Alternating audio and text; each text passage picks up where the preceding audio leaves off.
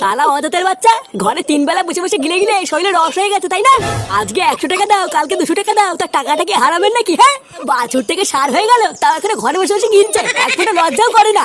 বেরো এই বাড়ির থেকে, তোর মতন অজাতের এই বাড়িতে কোনো জায়গা নেই, বেরো। শালা দুধ কলা দিয়ে কাল সাপ পুষেছি আমি। হ্যাঁ, বাড়া একবার দাঁড়াও না, একবার নিজের পায়ে দাঁড়াই, তারপরে দেখবা এই কাল সাপের কি চোদন। তখন যদি 100 বলে ছবি না করেছি, লেওড়া আমার নামও ফুটো না। বড় বালের রে, ছিঁড়ে আটি বাঁধবে। কি করে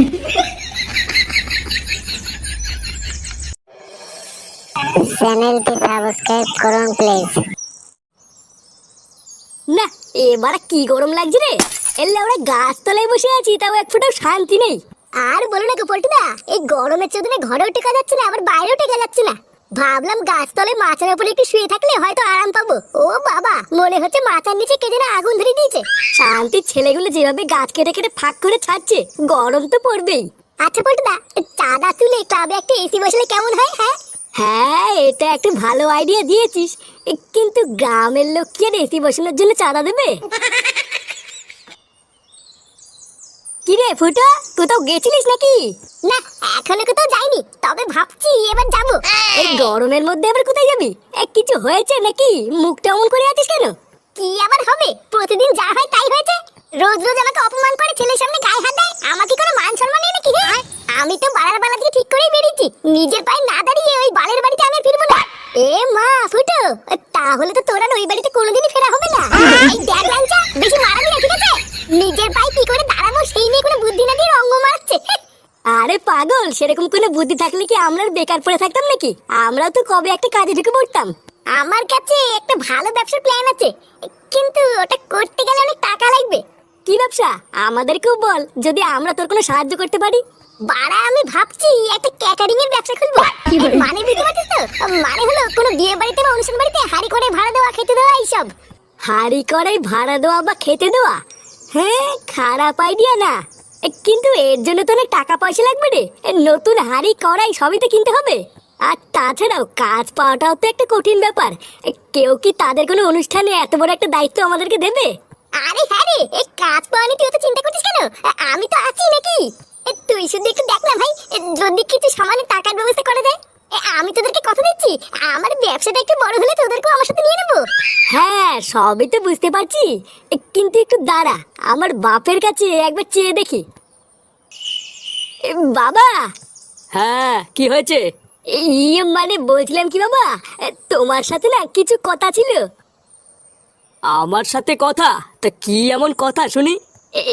মানে বলছিলাম কি বাবা, আমার না কি করছিস? একটু ঝেড়ে কাজ তো, কি বলবি আমাকে খুলে বল। মানে বলছিলাম কি বাবা, আমাকে 10,000 টাকা দেবা? মা কালী বলছি, এই টাকাটা কোনো বাজে কাজে খরচ করবো না, একটা নতুন কাজ শুরু করবো, তাই টাকাটা দরকার।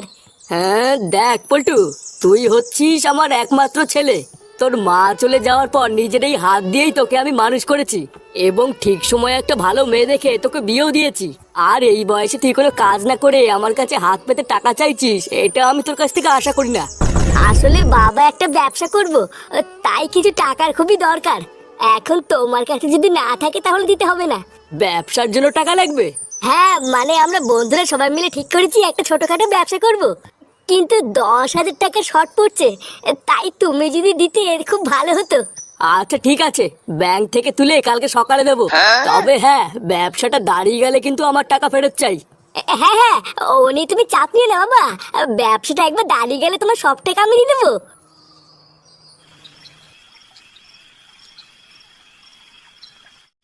হ্যাঁ গো, শুনছো? হ্যাঁ, বলে ফেলো। ছেলেটা যে সেই সকালবেলা বেরোলো, এখন এত রাত হয়ে গেল, এখনো তো বাড়ি ফিরলো না। হ্যাঁ, তো বাড়ি ফিরলো না তো আমি কি করব? তুমি কি করবে মানে? সকালবেলা ছেলেটাকে ওইভাবে মারাটা কি তোমার ঠিক হয়েছে? 100 টাকাই তো চেয়েছিল, তাই বলে তুমি যা নয় তাই বলে ছেলেটাকে ওইভাবে মেরে ঘর থেকে বার করে দিলে। এই দেখো, এত রাত্রেবেলা মেলা ফ্যাচ করো তো। বাড়া, ওর মতন অকর্মা ছেলেকে মেরে একদম ঠিক করেছি। লেওড়া বাল পেকে তামাতার হয়ে গেল, এখানে কোনো কিছু করার নাম নেই, শুধু 100 টাকা দাও আর 200 টাকা দাও। এত রাত হয়ে গেল, এখনো বাড়ি আসেনি, কোথায় কি করছে কি না করছে একটু গিয়ে দেখতে পাচ্ছ না? আরে না, আমার আর খেয়ে দেখ কোনো কাজ নেই নাকি? ও যেখানে খুশি কামারি বেড়ে গিয়ে আমি এক পাও নড়বো না। তুমি ওই রাত্রেবেলায় কানের মাথা না খেয়ে উঠে শুয়ে পড়ো। চ্যানেলটি সাবস্ক্রাইব করুন প্লিজ।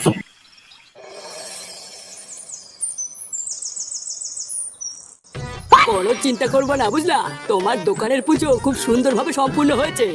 133 কোটি দেবতাকে সাক্ষী রেখে তোমার দোকানের পুজোটা যা সুন্দর করে দিয়েছি না, এবার শুধু দেখবা তোমার দোকানে কাস্টমারের দেনার দেন লাইন পড়ে যাবে। আর ফুটো, মন দিয়ে কাজ করবা, ঠিক আছে? মনে রাখবা ভগবানের আশীর্বাদ তোমার মাথার উপরে সবসময় আছে। ঠাকুর মশাই, আপনিও আমাদেরকে আশীর্বাদ করুন যাতে এই ব্যবসাটা করে আমরা অনেক উন্নতি করতে পারি। হ্যাঁ বেটা, পল্টু তো ঠিকই বলেছে, তুমি একটু আমাদেরকে আশীর্বাদ করে দাও। আরে হ্যাঁ হ্যাঁ, সে কি আর বলতে, আমি তো মন খুলে আশীর্বাদ করেছি। তোমরা শুধু মন দিয়ে কাজটা করো। আচ্ছা ঠাকুর মশাই, ঠিক আছে। নাও ফুটো, এবার আমার দক্ষিণাটা দিয়ে দাও, আমি চলে যাই। এই দক্ষিণা? কিসের দক্ষিণা? আরে ঠাকুর মশাই তো দোকান পুজো দিলে, তুই দক্ষিণা দিবি না? মানে বলছিলাম কি, তোদের কাছে ঠাকুর দিবে না? আমি তোদেরকে পরে দিচ্ছি। কেন ফটকে কেন দেবে? সব টাকা তো তোর হাতে দিয়েছিলাম, তুই দে। না মানে আমার কাছে তো আর কোনো টাকাই নেই। দোকানের মাল কিনে যা 200 টাকা বেঁচেছিল ওই টাকা দিয়ে তো বাংলা কিনে নিয়েছি। বাংলা নিয়েছিস মানে? টাকাটা কি আমি তোকে বাংলা কেনার জন্য দিয়েছিলাম? আরে এত চাপ নিস কেন? ঠাকুর মশাই তো বললো নাকি যে আমার দোকানে কাস্টমার দ্রাদার লাইন পড়ে যাবে। তা ব্যবসায় লাভ হোক, তারপরে না ঠাকুর মশাইকে দক্ষিণে দিয়ে আসবো খালি। কি ঠাকুর মশাই, ব্যবসায় লাভ হওয়ার পর দক্ষিণটা দিলে হবে তো নাকি? আমার দক্ষিণের টাকা মালকে উড়িয়ে তুই এখন ব্যবসায় লাভ হওয়ার পর আমাকে দক্ষিণা দিবি? চোদনা হরি, আমি তোকে বলে গেলাম তোর ব্যবসা তো সেটার মধ্যে ঢুকবে, মিলিয়ে নিস। কি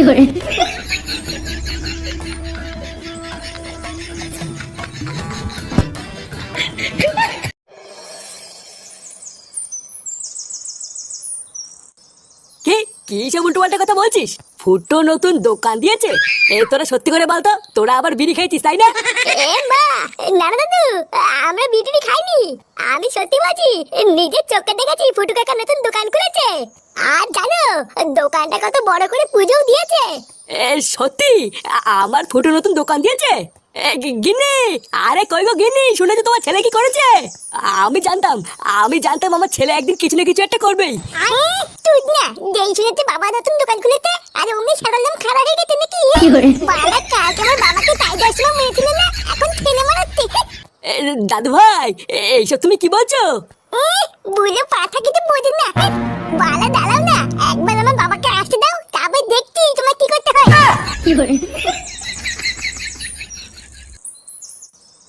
কি রে, কি এত ভাবছিস?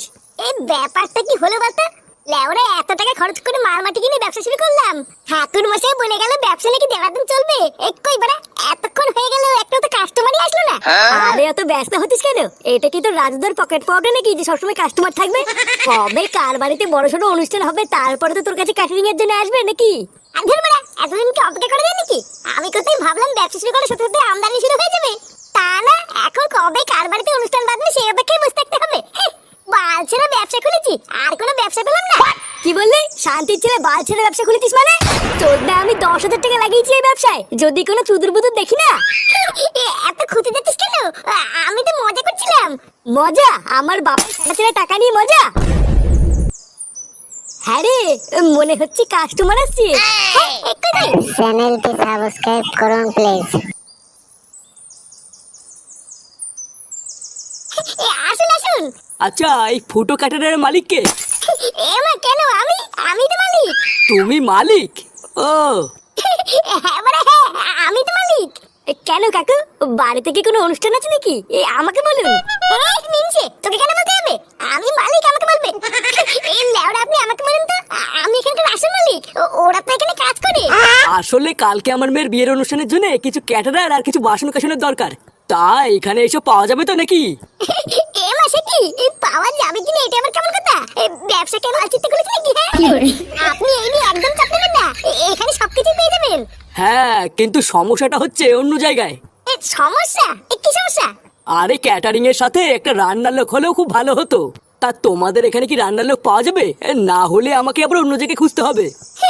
কি বলছেন? এটাও কি আবার কোনো সমস্যা নাকি? আপনি ভেলভাল কোনো চাপ নেবেন না, এখানে আমাদের রান্নার লোক রয়েছে।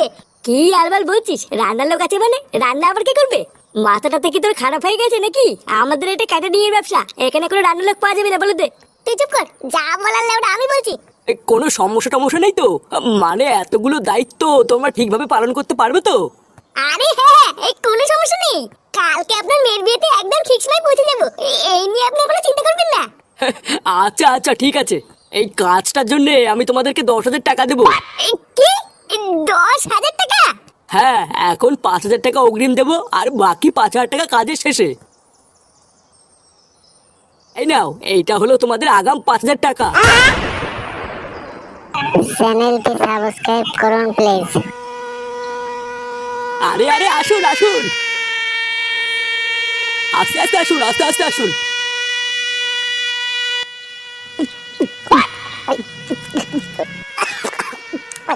এ বাড়া, তুই কি শুরু করলি বলতো? আজকে আমরা এখানে একটা কাজে এসেছি, আজকে একটু কম খেলে হয় না? আরে ধুর পাগল, কম খেতে হবে কেন? আজকেই তো আমার খাওয়ার দিন। আগে তো লাউড়া বেকার ছিলাম, আর এখন একটা এত বড় ব্যবসা করছি, এখন খাবো না তো কবে খাবো? কিন্তু ফুটো, আমাদের ব্যবসার প্রথম কাজটাও তো ঠিকভাবে করতে হবে নাকি? ওইদিকে বিয়ে বাড়িতে সব লোকজন আসা শুরু হয়ে গেছে, আর এইদিকে তো আমাদের এখনো রান্না বান্নার কিছুই হয়নি। আগে রান্না বান্নার সব কাজ শেষ করে তারপরে মাল খেলে হতো না? এই দানিবানি, চুপ কর তো।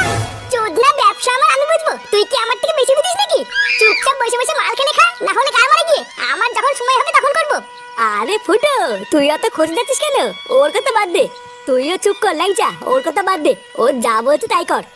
আগে মালমুলকে শেষ করে নি, তারপরে রান্না পরে হবে, অনেক সময় পড়ে আছে।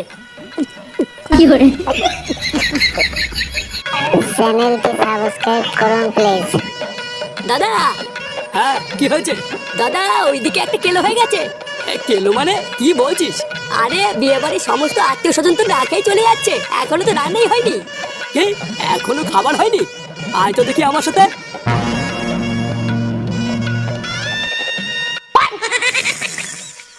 এই কে রে, কে আছিস? আমাকে একটু জল দে না।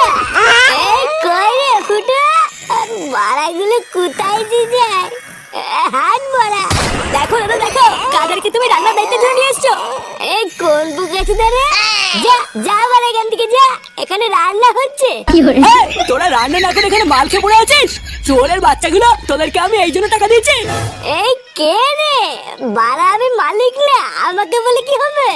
ওই যে বালছেরা মালিক ওখানে ফুটিয়ে শুয়ে আছে। এই ফুটো, তোকে ডাকছে রে। কি রে, হাত মারা? ওই দেখ, ওরা তোকে ডাকছে। চোরের বাচ্চাগুলো সব প্রতিদিনে না খেয়ে বাড়ি চলে যাচ্ছে, আর তোরা এদিকে মাল খেয়ে পড়ে আছিস। আরে ধুরুদা, জানতে এখান থেকে অতীতের মাকে লেওরা হাফ টাকা দিয়ে কি মাল হবে নাকি?